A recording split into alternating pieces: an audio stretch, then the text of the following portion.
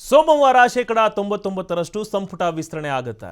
ಕೊಪ್ಪಳದಲ್ಲಿ ಮಾಜಿ ಸಚಿವ ಎನ್ಎಸ್ ಬೋಸರಾಜು ಹೇಳಿಕೆಯನ್ನ ಕೊಟ್ಟಿದ್ದಾರೆ.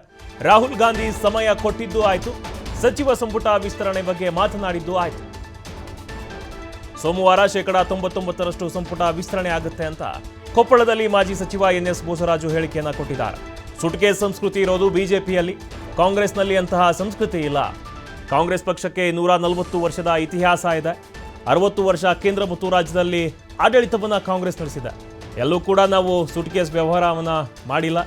ಅದಾನಿ ಅಂಬಾನಿ ಇಟ್ಕೊಂಡು ಬಿಜೆಪಿ ಸಾವಿರಾರು ಕೋಟಿ ರೂಪಾಯಿ ಮಾಡಿದೆ ಅಂತ ಎನ್ಎಸ್ ಬೋಸರಾಜು ಕಿಡಿಯನ್ನ ಕಾರಿದ್ದಾರೆ. ಈವ್ನಿಂಗ್ ಆಗ್ತದೆ.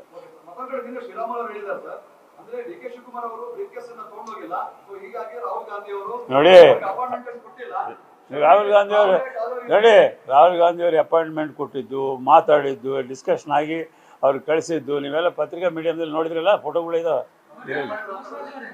ನೋಡಿ, ಅದು ಆ ಸಂಸ್ಕೃತಿ ಬಿಜೆಪಿ ಅವ್ರದ್ದು, ಸುಟ್ಕೇಸ್ ಸಂಸ್ಕೃತಿ ಕಾಂಗ್ರೆಸ್ ನೋಡೋದಲ್ಲ. ಯಾಕಂದರೆ ದೇಶದಲ್ಲಿ 140 ವರ್ಷ ಇತಿಹಾಸ ಇರ್ತಕ್ಕಂಥ ಕಾಂಗ್ರೆಸ್ ಪಾರ್ಟಿ 60 ವರ್ಷ ಕೇಂದ್ರದಲ್ಲಿ ರಾಜ್ಯದಲ್ಲಿ ಅಧಿಕಾರ ಮಾಡಿರ್ತಕ್ಕಂಥ ಎಂದು ಸೂಟ್ಕೇಸ್ ಮಾಡಿಲ್ಲ.